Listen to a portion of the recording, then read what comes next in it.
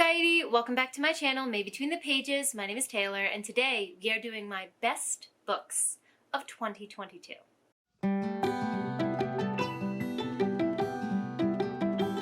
This is one of those quintessential end of the year videos that I usually do film and upload in 2022, but the end of the year was just kind of bonkers for me in a good way. My parents came into town from the States and both of them were here for basically the entire month of December.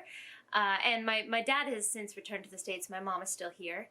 But I just wanted to enjoy time with them over the holidays because it's very rare that we get to spend that amount of time together. So I was focused on that specifically. Also, if you've watched any of my other previous videos, you'll know that I'm currently pregnant as well. So my energy levels come and go. Some days I feel energetic and ready to go, others I don't. And then in the last couple days of the year, Hyde started getting sick. He did take some COVID tests. They came up negative, but finally he kept getting sicker and sicker, and on the 1st of 2023 he did test positive for COVID. So we've kind of been managing that, keeping him quarantined in his room. Thankfully I feel fine, so I think I dodged a bullet. I don't know how.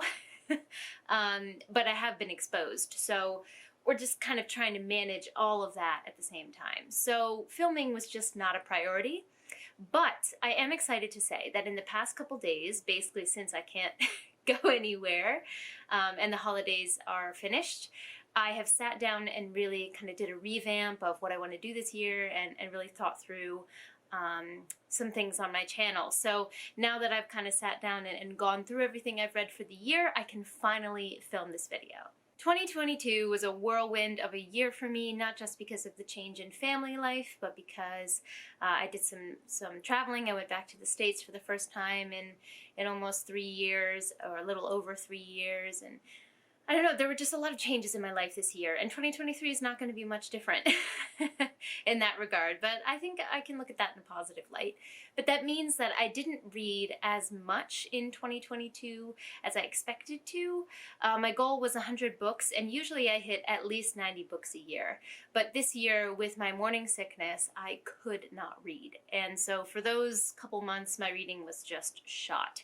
I also have not been riding my bike to work, which, you know, was a choice that we made once I got pregnant, just for safety reasons. I haven't been riding my bike to and from. So the audiobooks that I was consuming, that time that I was using to consume audiobooks has decreased significantly. So the total number of books that I read was 56. But I will say that my average rating was a 4.2. So it really pays to be picky. And I would say overall, I had a pretty good reading year. When I sat down to really think about what my favorite books for this year were, I tried to get it down to 10, but if you know anything about me, you know I'm bad at brevity, and it ended up being 12, which actually I think is not that bad. These are in no particular order because I couldn't choose an all-time favorite. I just went through the chronological order in which I read them throughout the year, so they're just listed in that same order. Oh, also, you may have noticed a change in the background in my lighting. My dad finally put the lights on that I've wanted for ages, and I'm in love with them. Okay, I have my remote here so we can change colors. Look at that. I am obsessed. I've been wanting this for ages, but the setup was just a pain in my butt, and I wasn't able to commit to doing it, but it's back. It's finally here. So I think, what do you guys think? Maybe we could go with the white, or I kind of like the blue vibes. Maybe we'll go with blue for this video. I like that. The first book on this list is one I read at the very beginning of the year, and I knew it was going to be on this list once I finished it, so I'm not surprised that it made it all the way through, but that is The Shadow of the Gods by Gwynne. This book was just, I don't know how to say, it was so fun for me. And not in the way that like a fun romance is fun, or you know, cozy fantasy is fun. This was fun as in it's exactly the type of epic fantasy that I enjoy. It has all of the things that I love. It has gigantic, gargantuan gods that don't give a shit about humans. It has mythology, it has fantastic battle scenes, interesting characters from 3 different points of view. I loved everything about this book. It just has all the elements that make me love epic fantasy. If you haven't heard of this book, it took the adult fantasy world by storm. John Gwynne is famous for, I think it's his Malice series as well, but this is a Norse-based Viking kind of fantasy, and it's so much fun. I'm actually currently reading Hunger of the Gods finally, and I'm loving it just as much. Basically, in this world, we follow 3 different points of view. One is Orca, who's has a past that she's clearly decided to retire. We don't know much about it, but one day her husband gets killed and her son gets captured, and she is on a revenge quest to get her son back. Then we have, why can't I think of his name right now?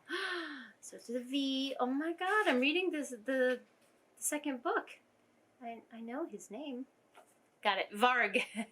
Varg is a slave in this book who has just killed his owner and is on the run from people that are pursuing him.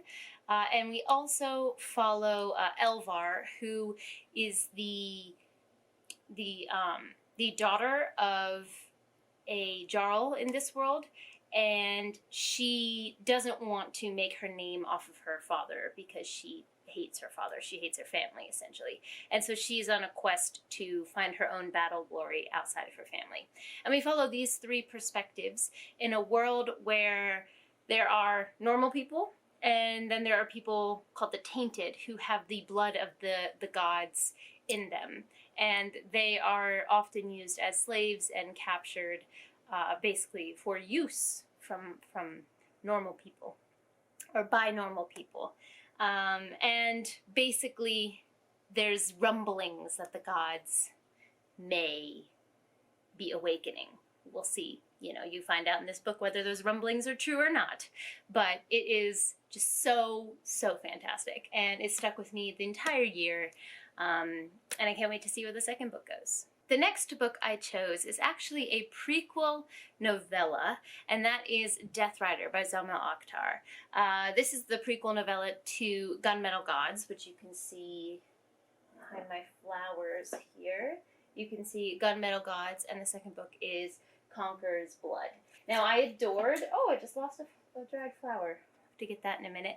But I adored both Gunmetal Gods and Conqueror's Blood, but something about this book has stuck with me in a way that I didn't expect. Both Gunmetal Gods and Conqueror's Blood are grimdark fantasy mixed with cosmic horror.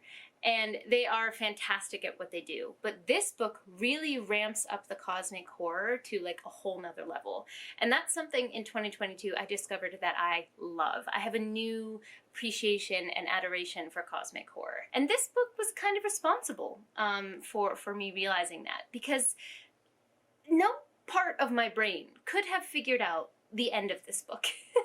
It's so weird and fascinating. And I keep thinking about it to this day. Essentially, I don't want to give anything away because it's so short, but we follow a main character who is a Death Rider, which are people who are sent at the front of an army before a big confrontation to basically just be slaughtered and die. So we follow her as she accepts that this is the position that she's going to be in. There are a couple connections to Gunmetal Gods, and you'll recognize some of the characters, and it'll give them some more significance, but it's not necessary to read Gunmetal Gods first, although you will have a hard time maybe orienting yourself at the beginning of this if you haven't read the other ones. If you're down for weird shit without too much context, you could pick this up on its own. And like I said, I could not have figured this out in a million years. And I haven't reread it since, but I do have a live, actually, for this on my channel with Steve from Steve Talks Books, Lana from Lorna Levi's, P.L. Stewart, the author of Drawn Kingdom, and then I think there was someone else in our chat as well. I'll make sure to put them on the screen if I've forgotten someone, and Zamil Akhtar himself, the author, and we did a deep dive on this. It is spoilery though, so I would read it first and then go check that out, but Highly, highly recommend. This next book is one that I was screaming about on my channel when I had recently read it, and that is Legacy of the Brightwash by Krystle Matar. So I haven't been talking about this too much recently, but just picking it up again and feeling it and seeing all of the tabs I put in this book reminds me just how much I love the words that are between these pages, or the words that are between these covers is what I meant to say, within these pages. There we go. I adore this book. It is fantastic, and I would recommend it to pretty much anyone. Legacy of the Brightwash was a finalist in the SPIFBO 7 competition and definitely deserves that place. Basically, we follow our main character, Tashawe Blackwood, who is a cop. I guess that's probably the best way you could describe him in this world. And the structure of the society in which he's a cop is that there are two groups of people, kind of similar actually to Shadow of the Gods. Actually very similar to Shadow of the Gods when I realized that the people who have magic are also considered tainted. They're called tainted or gifted, depending on who you talk to. But these people, when their magic quickens, when it reveals itself, they are then completely controlled by the state and basically do indentured servitude for the state to, you know, use their magic to keep the city running in the way that people are used to. And so Tashawe is charged with tracking, catching, and making sure that the tainted do exactly what they're supposed to do. Except for when two events happen. One is that his son's magic quickens, and he's forced to take his son into this system. And that really is causing a lot of dissonance, moral dissonance within himself. And then the other thing is that one day he finds the body of a dead girl with her arms and her legs cut off, and no one knows what happened to her, and no one seems to care. And he has this sense of morality where he needs to find out what happened to this little girl. And he goes down the path of figuring that out. The themes of this book are heavy, but it's also kind of balanced with a little bit of humor, some brevity in the romance that you have in this book between him and another character. It's just beautifully written. The relationships between the characters are believable. They touch your heart, and I cried more than once reading this book. It's just so incredibly good, and it's the first in a series. The second is called Legacy of Brick and Bone, and I think it's coming out this year, according to Krystle, and I need my grubby little mitts, my paws on that immediately when it comes out. Also, the atmospheric nature of this book is nailed perfectly. I do have a full spoiler-free and spoilery, I believe, at the end. No, just spoiler-free. A review of this book on my channel. I still stand by that completely, so I'll make sure that that's linked down below if you want to know more about it and see if this could be for you. But I really think that this could be for most people. The next book is an audiobook that I read, which is the fourth, I believe? No. Yes, fourth book in the Memoirs of Lady Trent series. I really went between either the third book in that series or the fourth book. They're kind of tied for my favorite as to which one to put on this list, but I eventually decided to go within the Labyrinth of Drakes because I feel like that installment in the series really brought together a lot of plot points that we've been waiting for a really long time. And while the adventure kind of swashbuckling aspect of the third book, The Voyage of the Basilisk, just was perfect for my heart and the types of stories that I like, I think that the fourth book really delivers through on a lot of things that readers will appreciate. The Memoirs of Lady Trent series is another series that I was talking about a lot on my channel at the beginning of the year because I was doing a read-along for it, and every month we would read one of the books. I consumed all of these via audiobook, and I think that's an amazing way to consume this story because the narrator is fantastic. And I definitely want to have them on my shelves just to have them physically because that's the kind of person I am, but I think consuming them via audiobook would be just fine. Basically, in this series, we follow Lady Trent, who is writing her memoirs, the Memoirs of Lady Trent series. Surprise, surprise, that's what it's about. And we know, because it's a retroactive act that Lady Trent is doing, that she is one of the foremost scientists on dragons in the entire world when she's writing this memoir, and it tells her story, how she got there, and what she went through to get there. And the first book follows her when she's young and how she kind of breaks into the world of science, because she lives in a world where, or a time when women are not supposed to be interested in sciences. It's a men's world. And we follow her as she kind of breaks her way into it. Lady Trent's wit and snark is just chef's kiss. It's so good. And I chuckled out loud continuously throughout this entire series, including the first book. So if it sounds like something that would be up your alley, I highly recommend that you pick it up. Cozy fantasy is kind of taken off, and while this book doesn't have fantastical dragons in the sense that you think about, animal companions and, dragon riders, it doesn't have that feel. These are creatures in this world that are to be studied and respected. But because it is dragons, by their very nature, there's kind of a magical feel to it. So if you're in the mood for some kind of cozy feeling, low fantasy, this would definitely be up your alley. The next one I also yelled about on my channel, and that is The Daughter of the Moon Goddess. No, The Daughter of the Moon Goddess by Celine Tan. I loved this book. This is one of the only YA books this year that really hit home for me and was everything that it promised to be. This cover, every time I look at it, is so beautiful. And I have the second one that's the same edition from the UK here for Heart of the Sun Warrior.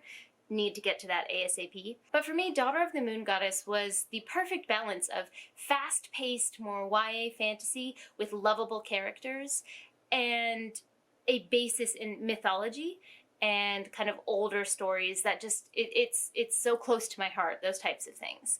And so this one just struck the really right balance between both of those. Also, the love triangle in this book I think is one of the best love triangles I've ever seen done. I thought that the way it was handled was refreshing and unique, and I liked the agency that the main character had in that love triangle. It wasn't kind of like a sit and wait feel, which some YA love triangles can have. So I loved that. I found it extremely refreshing. This is an extremely popular book, so you've probably heard of it, but essentially we follow the daughter of the moon goddess, where she is kind of spirited away or snuck away by her mother, because her mother didn't tell anyone that she had her and she's a secret, and she wants to keep her a secret from the celestial beings who are currently punishing the moon goddess for her previous choices. So she kind of spirits her daughter away to be able to live her life elsewhere. And then it becomes her daughter's mission to try to free her mother. And we follow her as she finds her way in the world in order to succeed and to do that. The main character in this is also an archer, which is something that's close to my heart. I did archery when I was younger, just as a hobby. I wasn't, super into it, but it's something that I've always liked and enjoyed. And it's been a long time since I've read a main character that was an archer. So that was something else that I think made me fall in love with this book. But this was just a really fun, really quick read that, just kind of stuck in my heart. And I think I'm going to love the second one just as much. All right, next we have Legends and Lattes by Travis Baldree. Now, if you can't tell that I like this book by the fact that I have 2 copies of it, I don't know what to tell you. But I have the original, I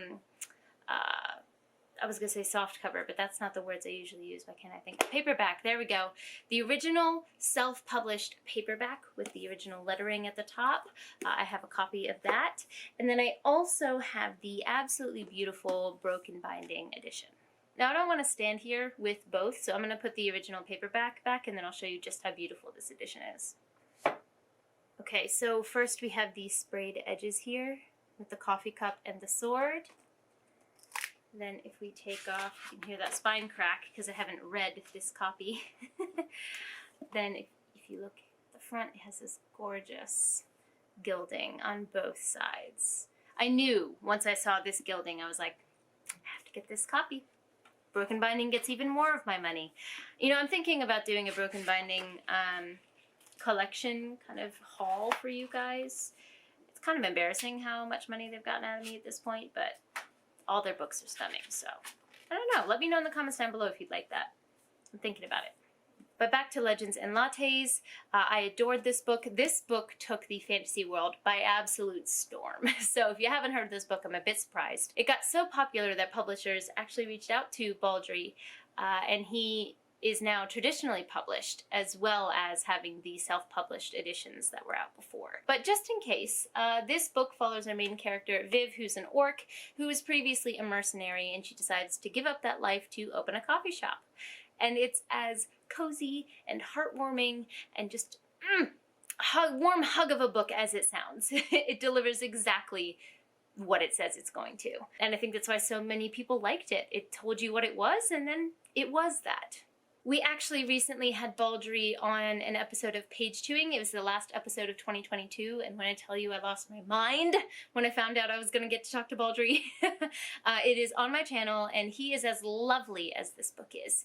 So I do think it is pretty much, yeah, it is spoiler-free for Legends and Lattes, if you wanted to watch it having not read the book, because we also talked to Baldree about his audiobook narration career and how he found himself on the path to first self-publishing and then traditional publishing and the pros and cons of both of those things. And he's just a fascinating, wonderful person.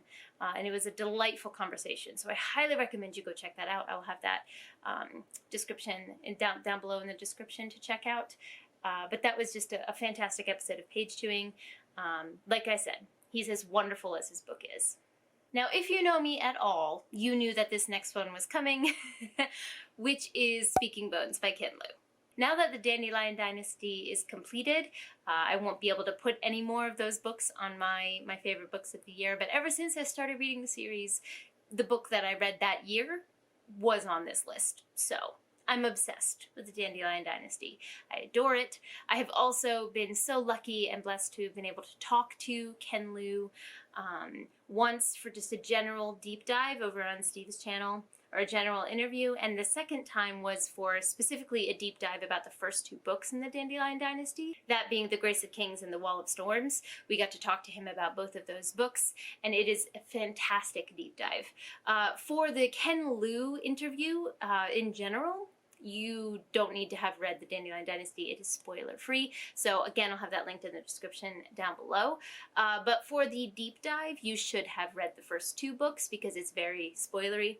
But either way, if you're interested in either of those videos, again, linked down below. But talking to him has just increased my love and appreciation for this series. Not only has it increased my appreciation of the series itself, but I feel like every time I talk to Ken Liu, my IQ goes up. He's just so incredibly smart. And he always says things that I think about for days and weeks after. So, but the one takeaway that I definitely have from the series, and if you've read it, you'll know what this comes from. Ken Liu also mentioned that this is possibly one of the main takeaways he wants people to get, which is you should always do the most interesting thing. As Speaking Bones is the fourth book in the Dandelion Dynasty, I can talk about literally 0 plot points because so much changes from the first book to the fourth book. It's not even... It's just too big in scope. I really can't tell you anything. But just know that the quality is just as high as the rest of the series. It's an entire 5-star series for me. I will be rereading it for years and years to come. I do also, as I mentioned so many times on my channel, but I just feel like I have to because they're prized possessions of mine, I do also have the Broken Binding edition of the series, although it is in the States. And I don't know what else to say. I'm obsessed with the Dandelion Dynasty, and will be for years to come. The next book on this list is Amari and the Night Brothers. I didn't read too much Middlegrade this year, actually, even though I really enjoy it. But this book just stole my heart, as I knew it would. I pre-ordered this literally the day that I finished Amari and the Night Brothers. Did I say Amari and the Night Brothers? I meant Amari and the Great Game. This is the sequel to Amari and the Night Brothers. As soon as I finished Amari and the Night Brothers and this was available, I pre-ordered it. So I've been waiting over a year for this pre-order because I love the special edition of the first book. I was on a mission to find the special edition of the first book with like the silver sprayed edges. Let me just get that. Hold on, it's right here. It is so hard to pick up on camera, but these have like these really subtle, gorgeous silver sprayed edges with the shiny cover, and then, oh, I'm losing it. And then it also has the stars on it. And I just knew that I needed this copy, and a friend and subscriber of mine actually sent this to me, and I cried when I opened it. It was just so thoughtful of her, and she did not have to, and she's amazing. So I did not want to miss out on that edition of Amari and the Great Game. So this one also has, you know, the sprayed edges and signed by B.B. Alston, and also has the beautiful, beautiful stars on it. So this was just as charming, whimsical, just magical as the first book. It has that perfect middle grade charm where things are just whimsical for whimsy's sake and don't really need to make sense. And I adored it. I adored everything about it. Again, it's the sequel, so I can't really say much about the story, but generally, for the first book, we follow Amari, who lives in our world, and her brother has disappeared, and there's these rumors that he's disappeared for a life of drugs, or kind of gone off the beaten path, or he's been killed. But Amari and her mom know that that's not true and that he would never do that. And then one day she gets a message that was left for her by her brother that reveals to her that there's a whole other magical world living in tandem with the non-magical world. And he's been part of this bureau that helps to coordinate those two worlds and make sure they can live in harmony. And he reveals to her that this exists through his message, and she goes to the bureau to figure out what happened to him. I am completely hooked on this series. I care about the characters so very much. The quality is just as high thus far in the first and second book, so I'll be pre-ordering and continuing on with this series until it's finished. All right, we got 4 more to go through here. The next one is a classic, actually, and that is Dr. Jekyll and Mr. Hyde. Or I could think the full title is The Strange Case of Dr. Jekyll and Mr. Hyde. This is an incredibly short classic. It's a short story, essentially, and usually it's bundled with other works by Stevenson for that reason, but I have only read this story by him so far. But it inspired me to want to read more by him because I loved the atmospheric nature of this book. The subtle humor was so fun. There was one like complete dad joke in there, which I just didn't expect to be plopped in the middle of this atmospheric gothic story. So that juxtaposition for me as a reader was really enjoyable. I just really enjoy the way that Stevenson writes. And I liked that the end of this story, while we all kind of know what it's about, which is the fact that this man has 2 halves to him. He has Dr. Jekyll and Mr. Hyde, and Dr. Jekyll is his better nature, the better part of him, and Mr. Hyde represents but is the negative side of this character. And so we kind of all know that basis, and I knew that going into it, but I like the way that Stevenson really leaves the ending open for interpretation. He doesn't really nail home a definitive moral idea. He leaves it up to you to kind of interpret via the consequences of people's actions in this book what the best course of action would have been. And I really enjoyed it. So I definitely plan to read more from him in the future. It surprised me with how much I love this book. This next one is one that I've been screaming about recently, so you've probably heard me talk about it, and that is Piranesi by Susanna Clarke. This was one that I had on my TBR kind of tentatively a couple times in the back of my mind. I wanted to get to it. This was gifted to me also by Sarah from the Only Good Book Club. Thank you so much, Sarah. You are a lovely human.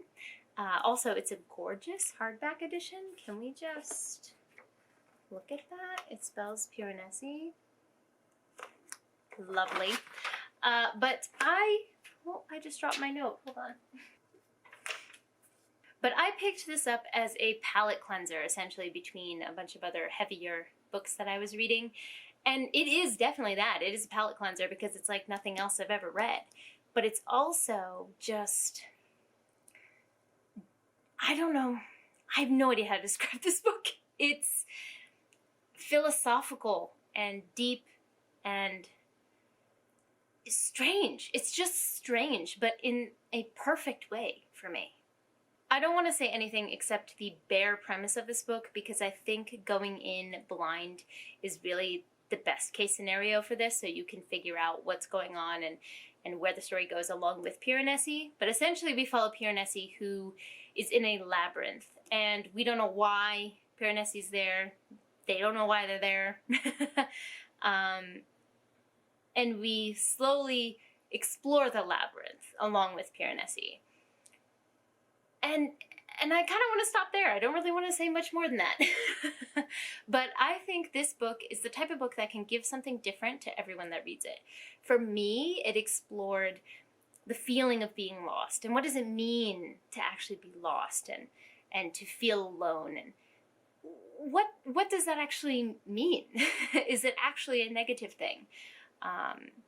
And how your perception of things really can change the reality around you.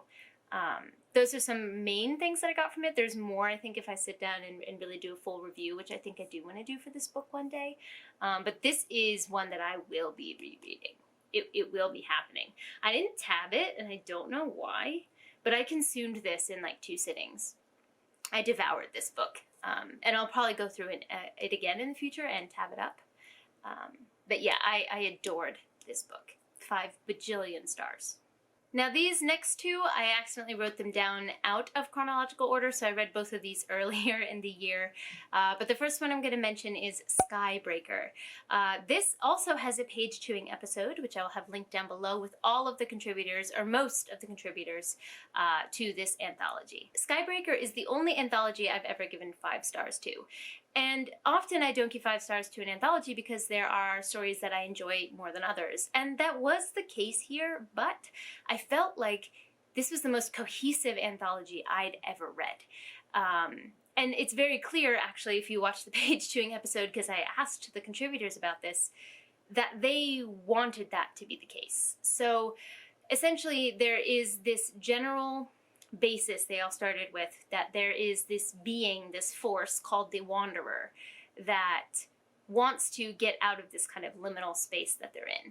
And whether it's a nefarious force or a positive force or whatever the world around, or the world that encounters the Wanderer views them as, is based on that context of that world. But basically there is this force that wants to get out, this being that wants to get out of this liminal space. And portals open up all over the world, wherever that world may be, in order to allow the Wanderer to get out. And they start with that premise. And it's incredible how different each story here is, while still having that same through line. And every story was a joy, even if it wasn't a favorite in the end, because I was like, oh, what am I going to read next? You know, where are we going to start this next story? And I find that the more that I read anthologies, the more that I like them. I'm really enjoying short stories recently, in the last year or so in my reading life. And this one still sticks with me to this day. And the favorite stories from this really have stuck in my head. And I think it's criminal how few people have heard of this. So highly recommend that you pick up this book and you read it. It's easy to fly through. And I think there'll be a type of story in there for everyone. There's some that are comedic, there's some that are grimdark, there are some that are lighter fantasy, in all different kinds of settings. There's going to be something for you in there. And just to come back to the page-turning real quick, I do believe that it is spoiler-free. Yes, it is spoiler-free. So if you wanted to hear more about it, or hear from the contributors about why they wrote it the way they did, and their view on writing, you can check that out in the description down below. And the last book on this list is The Jade Sitter of Janloon by Fonda. This is not really a surprise that this is on my best of books. I don't know if you can tell that I like the Greenbone saga. I'm pointing the wrong way. This way.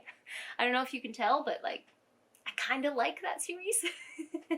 So the fact that a book in this world made it to this list is not shocking. I bought The Jade Sitter of Janloon fully expecting it for it to be 5 stars, even though it is a little novella in this world, and it was 5 stars. I enjoyed being in this world again, with the cameos from the characters again, and Fonda Lee's character work is just, it is unmatched. It is unparalleled. It's just so good. So I grew to care for and love the characters that we saw in this little novella in that short space of time, and I was really invested in what happened to them. The Jade Setter of Janloon is a prequel in the sense that it happens before the events of Jade City, Jade War and Jade Legacy. So it is a prequel in that sense, but not in the sense that it's the same story. We basically follow the apprentice of the oldest and most respected Jade Setter, so the person who sets jade into weapons and jewelry and, you know, is as a Jade Setter. We follow his apprentice in this story. And I know Fonda Lee has teased that she's going to have other novellas and things in this world, and I will be here to get my grubby little hands, my little paws, on all things Greenbone Saga whenever she decides to release them. So I'm here in perpetuum. Is that a word? Perpetually? Y'all know what I'm trying to say, all right? I'm here for the whole ride is what I'm trying to say. Also, I'm so hyped for Untethered Sky. That's coming out this year with Tor. I think it comes out in April. I need to get my hands on that. So that concludes the list of my favorite books from 2022. That was a bit longer than I expected, but I feel like I say that every year. I should know by now these videos are not going to be short, these summary videos. But let me know in the comments down below what you read in 2022 that was your favorite. You can leave a list, you can leave your top favorite, whatever it may be. Let me know what you think of the books that I talked about. If you hated them, if you loved them, if I've gotten you interested in something to pick up this year, I'd love to chat in the comments down below. Don't forget to like, subscribe, and click that bell. I'd love to have you as part of this community, and I appreciate it. But for now, I'm gonna head out. Johnny!